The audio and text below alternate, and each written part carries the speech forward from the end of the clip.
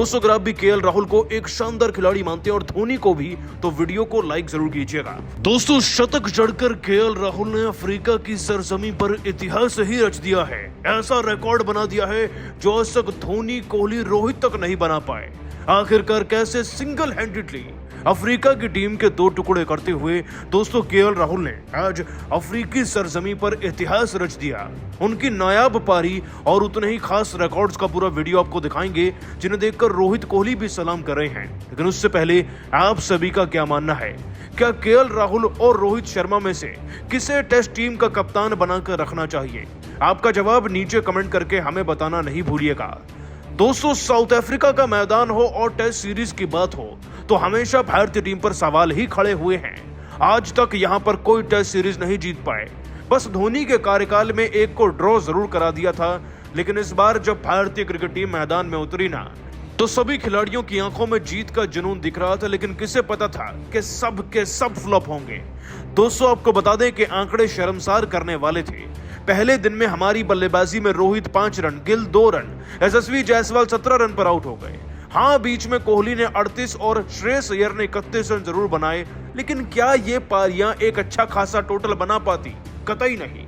और इसीलिए दोस्तों केएल राहुल एक हीरो बनकर उभरे।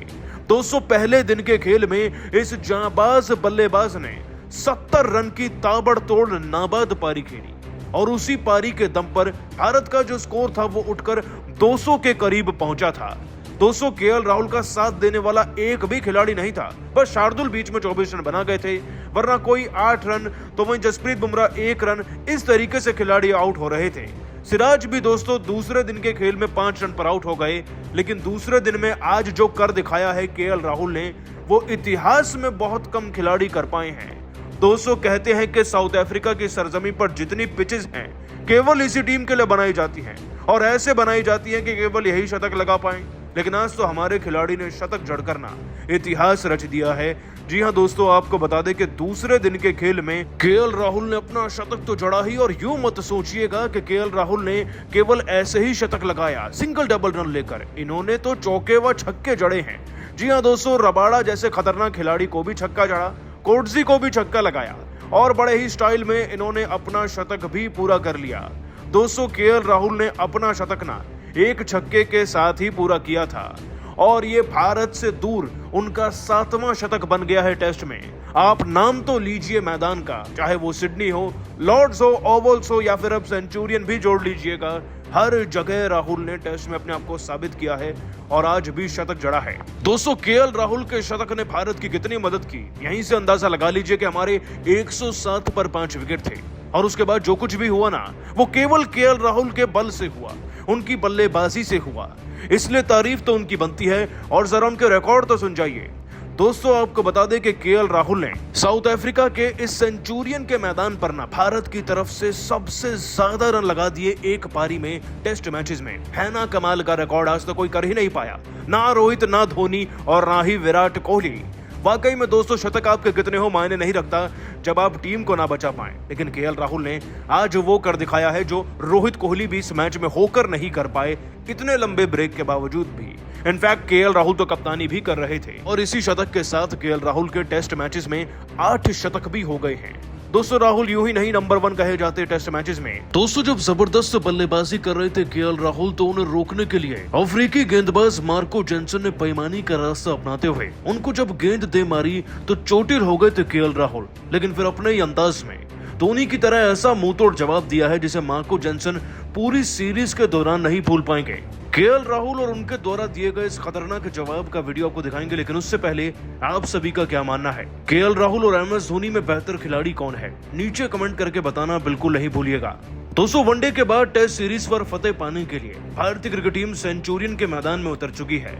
रोहित और कोहली, जिनका इंतजार वर्ल्ड कप फाइनल के बाद से हो रहा था, फाइनली भारतीय क्रिकेट टीम से वो जुड़ गए हैं। इतिहास गवाए कि अफ्रीका के मैदान पर अब तक टेस्ट सीरीज तो नहीं जीत पाए, लेकिन आज जब ये दोनों खिलाड़ी टीम में मौजूद थे तो लगा कि ये दोनों ही जीत का बड़ा कारण बनेंगे। लेकिन थोड़ी देर में ये वहम गलत भी साबित हो गया, क्योंकि दोस्तों भारत को बल्लेबाजी की पेशकश मिली और बल्लेबाजी में इनके आंकड़े ऐसे थे कि बताने में भी किसी को शर्म आए।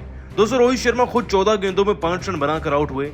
इधर शुभमन गिल भी 2 रन पर निकल गए और 17 रन पर यशस्वी जायसवाल के आउट होने के बाद एक छोटी सी पार्टनरशिप बनी विराट कोहली और अय्यर के बीच में, जहां अय्यर तो 50 गेंद में 31 चढ़कर रबाड़ा का शिकार बन गए, तो कोहली भी 38 रन बनाने के बाद रबाड़ा के ही हत्थे चढ़ गए और कैच आउट हो गए। लेकिन दोस्तों, इन सभी खिलाड़ियों के रन मिलाए भी जाए ना, तब भी भारत के 121 पर 6 विकेट हो चुके थे और यहाँ पर एक सॉलिड पारी चाहिए थी जो खेली आज केएल राहुल ने। विकेटकीपर बैट्समैन केएल राहुल ने आज हर एक विकेट के लिए अपने रन जुटा दिए, चाहे वो 4, 5, 6 विकेट की बात हो।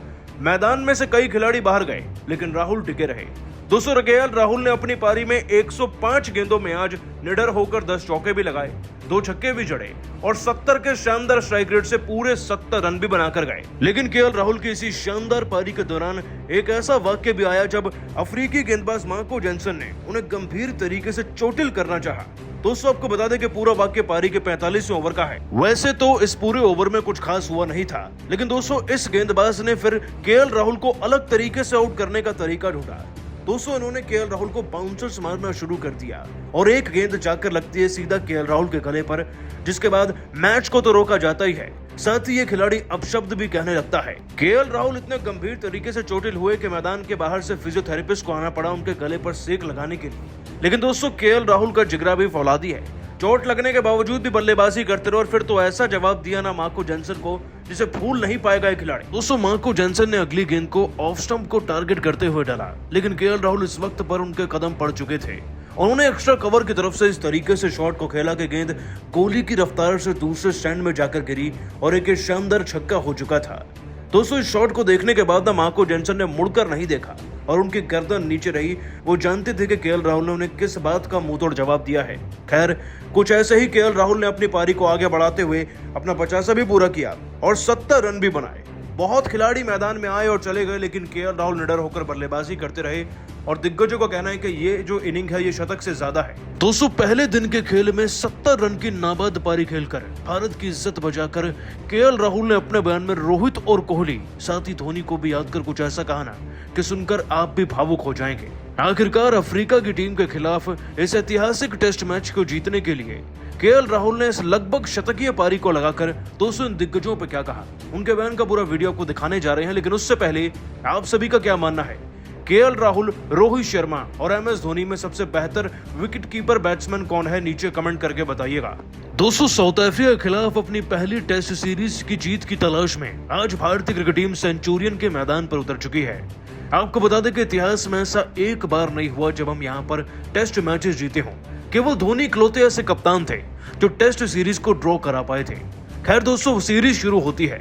सेंचुरियन के मैदान में एक वेट आउटफील्ड पर कप्तान उतरते हैं, टॉस बहुमा जीतकर चुनते हैं पहले गेंदबाजी और ऐसे ऐसे ताश के पत्ते फेंकते हैं कि दोस्तों भारतीय खिलाड़ी ना सिमटकर सीधा पवेलियन में नजर आते हैं। दोस्तों, रोहित शर्मा हो, यशस्वी जायसवाल हो या फिर शुभमन गिल, सबके आंकड़े शर्मसार करने वाले थे। रोहित शर्मा खुद ब खुद 14 गेंद में 5 रन लगाकर आउट हुए, शुभमन गिल 12 गेंद में 2 रन, तो वो यशस्वी जायसवाल थोड़ी दूरी तक पहुंचे और 17 रन पर कैच आउट हो गए। इस बीच विराट कोहली ने 64 गेंदों में 38 रन की महत्वपूर्ण पारी खेली और अय्यर ने भी 50 में 31 रन बनाए, लेकिन इससे टीम को वो सहयोग नहीं मिल पाया था जो एक ठीक ठाक लक्ष्य तक भी हमें पहुंचा देता, जो शायद भारतीय क्रिकेट टीम की इज्जत को बचा देता।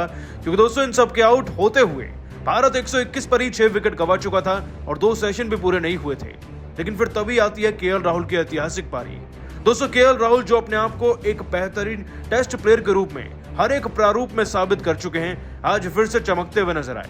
सबकी गैर मौजूदगी में दोस्तों राहुल ने आज अकेले विकेट के एक छोर से अपना विकेट भी बचाया और 105 गेंदों में 10 चौके 2 छक्के लगाकर 70 रन की शानदार बेहतरीन नाबाद पारी खेल डाली।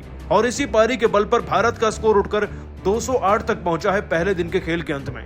ये पारी नहीं, केएल राहुल का तो कमबैक है ही, साथ ही भारत का भी कमबैक इस मैदान पर, क्योंकि यहाँ पर स्कोर भले ही कम बन रहा है लेकिन इतनी ही दिक्कत साउथ अफ्रीका की टीम को भी आएगी स्कोर बनाने में। फिलहाल तो दोस्तों केएल राहुल की तारीफ पूरी दुनिया भर में हो रही है, लेकिन राहुल ने इस पारी को अपने सीनियर खिलाड़ियों को समर्पित कर दिया है। और दोस्तों, रोहित और कोहली पर तो कुछ ऐसा कहा कि वाकई में दिल जीत ले गए। आपको बता दें कि केएल राहुल ने अपनी इस पारी को रोहित, कोहली व धोनी को समर्पित करते हुए कहा, एक बार फिर से भारत के लिए सफेद जर्सी में खेलकर जो फक्र महसूस हो रहा है उसे शब्दों में बयान नहीं कर सकता। क्रिकेट का असली प्रारूप तो टेस्ट क्रिकेट है और जब भी भारत के लिए टेस्ट क्रिकेट खेलने का मौका मिलता है, छाती वाकई में गर्व से चौड़ी हो जाती है। एक खिलाड़ी होने के नाते हमारा कर्तव्य केवल यही है कि बल्लेबाजी क्रम पर जिस भी अंक पर बल्लेबाजी मिले बस देश के लिए बेहतर से बेहतर करना है। आज एक ऐसा मौका था जब सारी टीम संकट में थी और ऐसा हर बार नहीं होता। ऐसा नहीं कि सभी खिलाड़ियों ने तैयारी नहीं की थी, सबने बराबर की तैयारी और मेहनत दोनों की थी। बशर्ते साउथ अफ्रीका की गेंदबाजी अच्छी रही और साथ ही साथ मैदान की कंडीशंस बेकार, जिसके चलते हम स्ट्रगल करने लगे। लेकिन ऐसे मौके पर एक खिलाड़ी होने के नाते, बल्लेबाज होने के नाते मेरा कर्तव्य केवल रन बनाने का नहीं बल्कि विकेट्स बचाने का भी था। और यही गुण मैंने रोहित कोहली व धोनी भाई से बखूबी सीखा है और शायद इसीलिए आज मैं ऐसी पारी खेल भी पाया। और वाकई में अगर आज मैं नाबाद हूं तो केवल इन खिलाड़ियों की बदौलत, क्योंकि अगर ये मुझे ना सिखाते तो शायद मैं इस मुकाम पर होता ही नहीं।